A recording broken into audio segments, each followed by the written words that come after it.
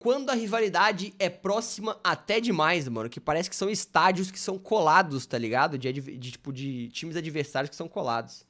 Acho que isso aqui pode ser bem maneiro, vamos ver aqui. Os estádios mais colados do mundo são de uma rivalidade adormecida, só que pode acabar pegando fogo nos próximos anos, tá? Rivalidades não são necessariamente definidas por proximidade geográfica. O Bayern de Munique e o Borussia Dortmund estão separados por mais de 500 quilômetros. O Real e o Barça ficam a umas boas 6 horas de carro um do outro. E até Inter e Grêmio tem mais de 10 quilômetros de separação, mesmo dentro da mesma cidade. Mas em alguns O Mineirão e a Arena MRV é longe pra caramba um do outro, velho. lugares do mundo, a rivalidade é levada ao extremo porque os clubes estão colados um no outro, e a gente vai falar sobre isso hoje, chegando até o final, onde basicamente tem dois estádios separados por um nada. Começamos com uma das maiores rivalidades do futebol europeu, Everton contra Liverpool. O Anfield, estádio dos Reds, está a menos de 1 km do Goodison Park, estádio que o Everton usou por mais de 130 anos. A gente consegue ver pelas imagens como é pertinho, Que né? isso, olha lá. Então, por exemplo, se tu vai lá no Emirates ver um jogo do Arsenal, tu tá lá 100% focado no jogo do Arsenal contra, sei lá, o Brighton, né? Agora, se tu vai no jogo do Liverpool, mesmo que o jogo não seja contra o Everton, o rival tá sempre ali na frente,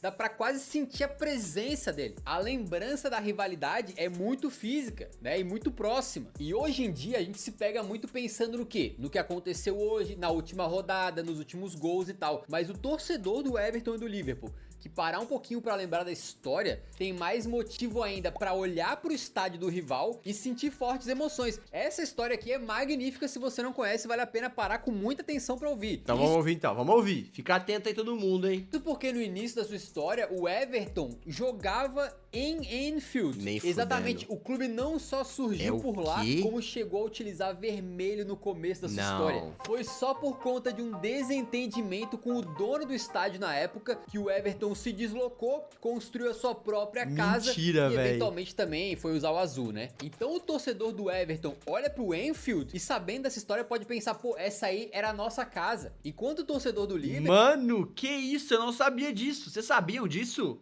pode olhar de outra maneira, porque o Liverpool literalmente nasceu dessa rixa, tá? Do Everton saindo do Anfield. O Liverpool surgiu como um spin-off do Everton, digamos assim. Caralho, viado! Eu não sabia dessa porra, Portanto, os não. torcedores dos Reds podem olhar pro estádio do Everton e pensar, pô, querendo ou não, eles são o embrião da nossa própria história. Sinceramente, isso aqui é poesia pura no futebol. Pra caramba, Agora, velho. curiosamente, a gente tá cansado de ver derby de Liverpool. Nossa, mano, se eu fosse torcedor do Everton, eu ia zoar demais o Liverpool, velho. Não, dá pros dois se zoarem, né? O torcedor do Everton pode falar, meu irmão, cala a boca, velho. Se não fosse eu, você não existiria. E o torcedor do Liverpool pode falar assim, mano, cala a boca, velho. Sem você eu não existiria, mas hoje eu sou muito maior que você, meu irmão.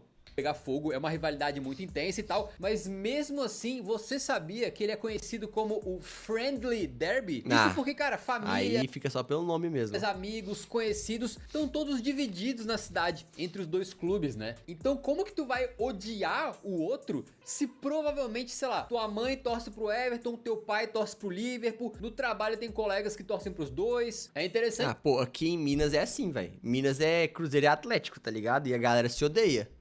Não é por isso não, velho. Você pode amar seu pai. Se seu pai torce pro time rival aqui em BH, mano, no dia do clássico você odeia ele, velho. Aqui em BH é assim. De pensar nisso, né, cara? E também, assim, a própria proximidade geográfica, ela pode acirrar as tensões, mas nesse caso aí, meio que, tipo, todo mundo compartilha. Inclusive, tipo assim, meu grupo de amigos, velho, que eu tenho dois amigos que eles são muito fanáticos, um pelo Cruzeiro e o outro pelo Atlético. E eles são amigos, tipo assim, desde os 3 anos de idade. Os caras não assistem clássico junto, velho. É separado, mano. Separado. E eles não querem nem saber. A mesma Não área. tem essa de compartilhar o momento do clássico, não é? Cada um na sua, mano. E depois, quando perde, meu irmão, é zoeira atrás de zoeira. Entendeu? E isso, ao invés de acirrar os ânimos entre as torcidas, meio que faz elas se sentirem mais juntas. Outra coisa que uniu essas duas torcidas também foi a tragédia de Hillsborough em 1989, quando quase 100 torcedores do Liverpool faleceram esmagados e asfixiados. Desde então, o Everton sempre mostrou solidariedade com o Liverpool por conta desse episódio, né? Inclusive no famoso caso da milha de cachecóis, quando os fãs de ambos os clubes foram amarrando cachecóis dos clubes um no outro, ligando o Anfield ao Goodison Park. Que doido. Literalmente conectando os estádios através dessa corda de cachecóis, né? Um gesto muito significativo. E mesmo agora com o Everton se mudando para um novo estádio mais moderno, o Rio Dickinson, ainda assim a distância é de apenas uns 3 km, dá pra fazer a pé se quiser, tá? Agora a gente... O Everton já se mudou ou vai se mudar, rapaziada? Confesso que tem um tempo que eu não vejo um joguinho do Everton no estádio deles, hein?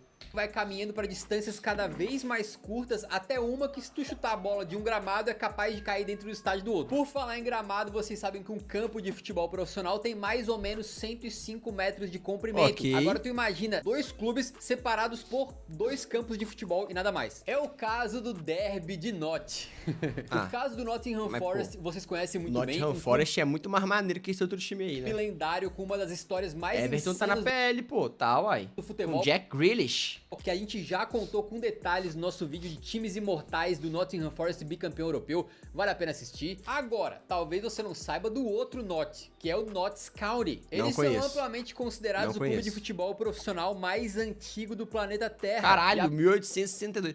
É fora que, tipo assim, o clube mais antigo do planeta, quem que ele enfrentava no começo da sua história, né, velho? Provavelmente, fui burro agora, provavelmente ele enfrentava clubes que já não existem mais. Apesar de eu ter falado Derby de Notts, isso aí ser uma piadinha, né, tipo Derby de Borussia, de fato esses dois clubes são da cidade de Nottingham. E aí quando a gente puxa a história, isso tudo fica muito mais interessante porque é o seguinte, o Notts County é de 1862. Enquanto o Forest é de 1865. 3 anos Mesmo depois. assim, o Forest foi o primeiro dos dois aí a encontrar uma casa de longo prazo. O estádio que é chamado de City Ground, que é onde eles jogam até hoje, praticamente desde lá da fundação. Desde que eles se instalaram lá em 1898. Caralho. Já o Notts County encontrou uma casa para chamar de sua cerca de 12 anos depois. É a Meadow Lane. E esses dois estádios são praticamente um do lado do outro e aparentemente meio que foi por acaso, tá? O Notts County jogava em outro lugar, aí foi chutado de lá e precisava encontrar um novo lugar pra jogar. Aí eles encontraram um campo meio que vazio assim e construíram só uma arquibancadinha minúscula, sacou? E começaram a jogar ali. Eventualmente, ao longo dos mais de 100 de gente assistindo, velho. Olha lá. anos que a gente tem já desde essa mudança, eles foram expandindo o estádio, foram construindo mais arquibancadas, até a gente ter essa Meadow Lane com a forma que ela tem hoje. Pô, Só que belo o louco estádio, é que pô. esse campo onde eles encontraram pra se instalar lá no começo do século 20 é literalmente do lado de onde o Forest estava ficando. Eles estão separados por coisa de 250 metros. Pô, mas pelo menos tem uma aguinha ali no meio, né, velho? Não dá pra ir a pé, por exemplo, tem que nadar. Só que o mais louco é que se tu pega a foto e começa a ampliar, Tá ligado? opa, tem um terceiro estádio Meu mic ali. tá baixo? Exatamente, quase do lado de Meadowland e City Ground tem um estádio de um time de cricket da cidade de Nottingham, tá? E literalmente... É o polo do esporte na cidade, isso aí, né? Se você quiser fazer um passeio a pé, indo nos 3 estádios... É que nem Inter e Milan no San Siro, né? Não, porque Inter e Milan no San Siro é o mesmo estádio, né, mano? Você consegue em mais ou Aqui menos são estádios 15 diferentes. minutos. Agora, o triste é que o Notts County tá enterrado em divisões inferiores da Inglaterra já tem um bom tempo, né? Enquanto o Nottingham Forest mais recentemente se fixou na Premier League. Então é um clássico, digamos, mas é uma rivalidade que acaba nunca se materializando, porque não tem um jogo oficial entre os dois times desde 2011. Porém, como é que eles dão um jeitinho, né? De 2011 pra cá, já marcaram 5 amistosos entre essas duas equipes e aparentemente sempre da casa cheia, tá? O lado bom é que se o torcedor do Notts County quiser ver um jogo, né, de nível mais alto, de repente quiser ver o Manchester City jogar, o Manchester United... É só ir no estádio do Nottingham É Forest, só velho. virar a esquina e ir no estádio do rival, pô. A gente falou de dois clássicos ingleses aí com estádios colados, né? Mas se a gente expandir pro Reino Unido inteiro, os estádios mais pertinho do outro ali são de times um pouco mais desconhecidos. Lá na Escócia, a gente sabe que o grande clássico é Celtic contra Rangers. O negócio pega fogo, divide o país, tem um sectarismo grande envolvido. Mas na cidade de Dundee... O que é sectarismo? Tem que olhar, velho. O que é Caralho, sectarismo. Sectarismo é espírito limitado, seita, estado de espírito ou atitude secretária. É tipo... É uma coisa importante, né? E as coisas são bem diferentes. Lá tem dois times com nomes incríveis. Tem o Dundee FC e o Dundee United FC. Uau! Pô, os caras estavam com uma criatividade monstra nessa época, hein? Pelo que eu vi... É tipo Manchester City e Manchester United. Dundee FC, o pessoal chama só de Dundee. E o Dundee United FC, o pessoal chama só de United. E esses clubes aí são pequenos, assim, a nível global, né? Mas eles são bem tradicionais, tá? O Dundee FC surgiu em 1893 e joga no seu estádio atual, o Dens Park, desde 1899. São mais de 125 anos na mesma casa. Só que um tempo depois, em 1909, surgiu um novo clube, o Dundee Hibernian, que mudou o nome depois pra Dundee United. Mano, olha a cabeleira desse doidão aqui, velho. Caralho, Baran... Nossa, olha esse aqui. Olha a cabeleira dessa galera, que coisa... Mano, esses dois aqui não dá, velho. Pô, isso aqui ser moda um dia foi sacanagem com o ser humano, velho. Esse aqui também tá mal demais, que cabelinho feio, velho. O goleirão tá no estilo. Agora, esse cara aqui, velho... Pô, alguém tinha que ter falado pra ele que isso aqui não tá legal não, velho. United, né? E resolveu que ia jogar num campo ali do ladinho, atualmente chamado de Tannadice Park. E eles estão lá jogando desde a fundação do clube, pensa só. E os nomes estão um pouquinho complicados, né? Mas vai ficar um pouquinho mais, porque se liga só. O Dundee United, aparentemente, meio que surrupiou esse estádio, essa casa de outro clube da época, que chamava também Dundee, mas era o Dundee Wanderers. Então esse Wanderers jogava lá, na moral, só que o Dundee United tinha sido criado e precisava de uma casa. Aí eles chegaram e fizeram a tática mais antiga, né? Pra tu roubar. Eles foram até o dono do estádio. Tudo bem, meu senhor? Quanto é que eles estão te pagando? Ah, tá, eu ofereço mais. Topa? Topa. Fechou, tchau. Dundee Wanderers. E o Dundee United tomou conta da casa e continua lá até hoje. Surrupiada, Caralho. Mas ó, se você olhar a foto... Pô, aqui em Minas, antes da Arena MRV, mano, os clubes conseguiam dividir o Mineirão, velho. Só que parece que lá na Europa tem o bagulho de você ter uma casa, né? De você ter o seu próprio estádio. Os caras fazem...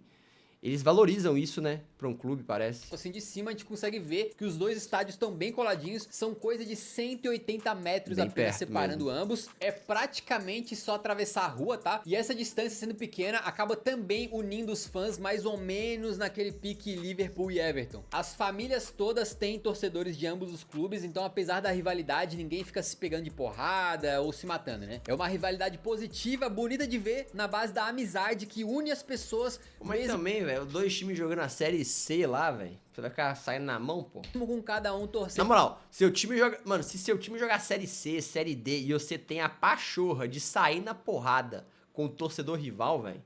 Pô, na moral, tu é muito otário, velho. Muito otário, tá ligado? Porque, pô, você tá saindo na mão por uma instituição que tá na Série D, velho. Caramba, não vale a pena, cara. Não vale a pena você perder um dente por isso, não. Não vale a pena. Para um rival diferente, como o futebol deveria ser, sinceramente. Mais perto ainda que os dois Dundees estão os dois Malmos da Suécia. O Malmo FF, aquele clube que tem o logo azul que vocês conhecem, né? De onde surgiu o Ibrahimovic. E o Malmo IFK, bem mais modesto. É uma rivalidade separada ali por coisa de 100 metros, né? Literalmente um estádio do lado do outro, só separado. Tem a mesma esplanada, velho. E enquanto isso, na Dinamarca, o FC Copenhagen, esse mesmo que volta e meia tá participando da Champions, tá? Tem outro rival bem coladinho que é bem mais desconhecido. O Bold Klubben AF 1893. Cara, os estádios são tão colados que tu mostra essa foto aqui e literalmente, tipo, a arquibancada de um tá com uma inclinação que fica quase em cima da pista de corrida do outro. Pra ir de um estádio pro outro é só literalmente atravessar um pequeno estacionamento e acabou. Agora, o curioso é que um estádio é gigantão ali, né, pra um clube mais forte, que é o Copenhagen, enquanto o outro é tipo um estádio... E tá marcado até ele de uma maneira diferente ali, né? Tá tendo outro esporte ali, provavelmente. Entre aspas, na real. É tipo uma arquibancada minúscula e um gramado. E também é aquela, né? Um time tá sempre disputando o título do país, tá na Champions League e tal, e o outro meio que nunca ninguém ouviu falar. Então eles estão coladinhos sim, mas rivalidade mesmo, meio que não existe. É triste isso, né, velho? Pô, na moral. Falei rapidamente desses estádios de Malmo na Suécia e de Copenhague na Dinamarca. Agora, curiosamente, essas duas cidades estão... Náutico mas o Náutico e o Santa Cruz estão na Série D, velho? Não é possível. Caralho, tá mal, hein? Conectadas por uma ponte. Tá mal. Então quem tiver por aquelas áreas e quiser visitar os 4 estádios no mesmo dia, consegue tranquilamente. Mas lembra que eu falei no começo que o mais perto é de uma rivalidade que vai começar a pegar fogo? Então, eu vou só mostrar a foto pra vocês. Joga aí. Os 2 estádios estão basicamente colados um no Isso é outro. uma avenida Isso aí que é em corta. Paris e obviamente um desses estádios vocês conhecem é o Parc des Princes, né? O Parque dos Príncipes. Parc des Princes? Casa do PSG desde 1974, quando o clube tinha 4 anos de idade. Rapaziada, pausando esse vídeo aqui pra falar que as lives vão voltar e agora na Kick, mano. A galera que gosta das minhas lives, gosta de assistir, vai ter a oportunidade de assistir elas na Kick agora. E lá a gente vai resenhar, fazer react, jogar jogo junto, mano. Ver os gols da rodada, trocar uma ideia e aquela coisinha básica ali que vocês estão ligados como é que funciona com o Ardão. Então se você gosta do meu conteúdo, velho, já segue a gente na Kick, o link tá aqui na descrição, porque assim que eu entrar em live você vai ser notificado, demorou? Valeu, tamo junto e volta pro vídeo. Aê, meu bruxo! Porém, o estádio não pertence ao Paris Saint-Germain, mas sim à cidade de Paris. E aí, quando o Al-Khelaifi, presidente do Paris, disse que queria comprar o estádio para poder expandir, colocar mais lugares e assim aumentar a receita do clube, a prefeitura de Paris respondeu da seguinte forma: nananina não está à venda. Só que pessoas com dinheiro infinito, como o nosso querido Al-Khelaifi, né, que é representante lá do Catar, eles sempre vão dar um jeito de conseguir o que eles querem. Então, sem poder comprar o Parque dos Príncipes, eles tentaram comprar o Stade de France, outro estádio icônico em Paris, mas eles também não conseguiram. E aí, o que o PSG vai fazer? Planos para construir um novo estádio do zero para eles poderem se relocar, poder chamar de seu. E sinceramente, eu acho que faz todo sentido, né? Porque o Paris Saint-Germain cresceu demais,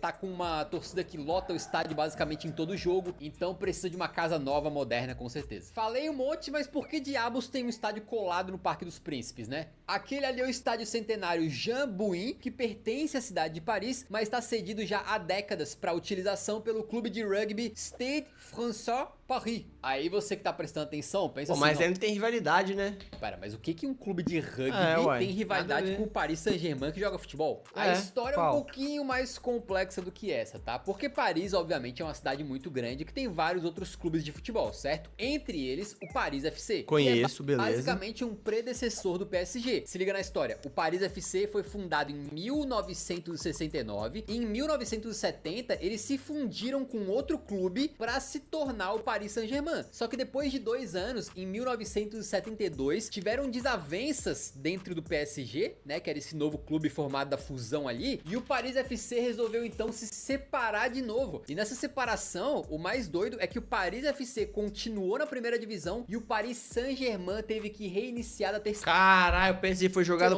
Ou seja, existe uma rivalidade histórica ali desde a criação. Antes, eles eram clubes irmãos. É rixa, né? Rolou uma rixa aqui, velho. Foram até unidos, mas se separaram e hoje em dia são rivais. Só que o Paris FC praticamente nunca ninguém ouvia falar porque eles ficaram enterrados na terceira e na segunda divisão da França por décadas. Acontece que em 2024 o Paris FC foi adquirido Olha por aí, uma parceria da família Arnault, que é dona da Louis Vuitton, entre outras tantas empresas, né? Que ficou com a parte majoritária do clube, e a Red Bull, que entrou como sócia nessa brincadeira, tendo uma parte minoritária. E aí, com esse investimento todo, então, o Paris FC subiu... Tem um jogador no FIFA pra liberar que é do Paris FC, velho. Da primeira divisão na temporada 2024-25. E aí os caras tinham o quê? Um projeto ambicioso, dinheiro no cofre, estavam na elite do futebol francês. O que faltava? Um estádio de respeito. Então eles foram lá conversar com aquele clube de rugby, né? E costuraram um acordo para eles também poderem utilizar do estádio para jogar futebol. E portanto, a partir da temporada 25-26, existe meio que uma nova velha rivalidade em Paris entre o Paris Saint-Germain e o Paris FC. Clubes que tem uma história doido demais isso aqui, doido demais. Conjunta, mas que renasceram, digamos assim, ambos, né, através do dinheiro que veio de fora, de projetos ambiciosos aí, né, que devem aumentar a rivalidade novamente, até porque por parte do Paris FC o plano é de ser o principal rival do PSG na França e trazer essa competitividade pro futebol francês que tá faltando um pouco lá na Ligue 1. E é muito curioso porque os estádios estão literalmente colados, dá pra sentir o cheiro um do outro ali. Porém,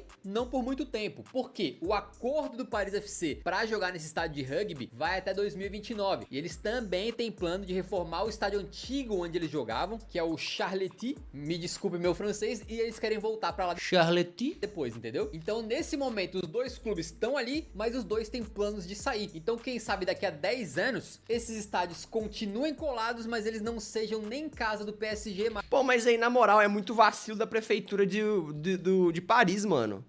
Cara, é interessante pra prefeitura perder, tipo assim, o Paris Saint-Germain, velho. Ocupando o Parque dos Príncipes, velho. Não faz sentido, tá ligado? A prefeitura tinha que fazer algum plano pra manter os dois clubes aí, velho. É pior pra prefeitura eles construírem o próprio estádio. No caso, o Paris FC já tem um próprio estádio, né? Que vai ser reformado. Mas o Paris Saint-Germain não tem, pô. Mas nem do Paris FC. Tá na hora de surgir um novo time do povo na França, hein? E ó, pra ficar nesse tema, tem outro vídeo aqui no canal onde eu contei pra Pô, vocês... da hora, mano. Eu tava clássicos- ansioso pra ver esse vídeo, achei bem maneiro, velho. É muito maneiro essas paradas que fogem um pouco do campo e bola, tá ligado? Que vão, tipo assim, pro extra-campo, vamos dizer assim. Acho massa pra caramba.